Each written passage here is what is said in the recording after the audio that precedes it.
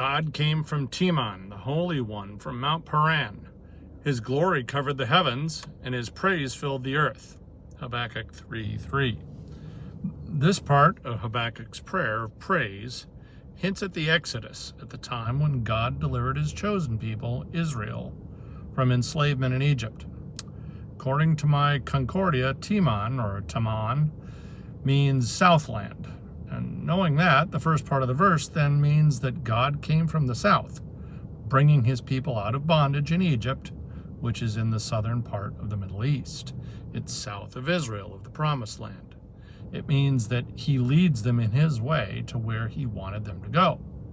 Mount Paran, on the other hand, would be in the desert of Paran, which is one of the places where Israel stopped after it had left Sinai, after receiving the 10 Commandments, but then disobeying God so much that he caused them to wander in the desert for 40 years, until the generation that had rebelled had died off, and until a generation could come of age that would trust him to lead them into the Promised Land. Numbers 10 says that when Moses led Israel away from Sinai, away from God's holy mountain, the first place they stopped was at Paran, where God provided rest and food.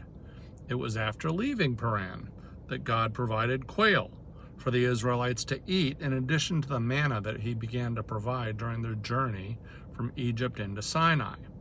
So what's the bottom line? The prayer can be taken to mean that God leads us from bondage and provides for us all along the way. Now, I realize that's a simplistic interpretation, and to be honest, parts of it might even conflict with the original Hebrew in which it was written. I don't know Hebrew. Check it out for yourself.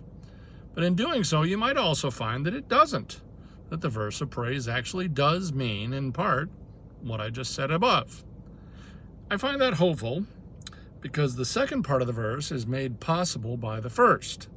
God carries us, and he provides for us, even those of us who reject him.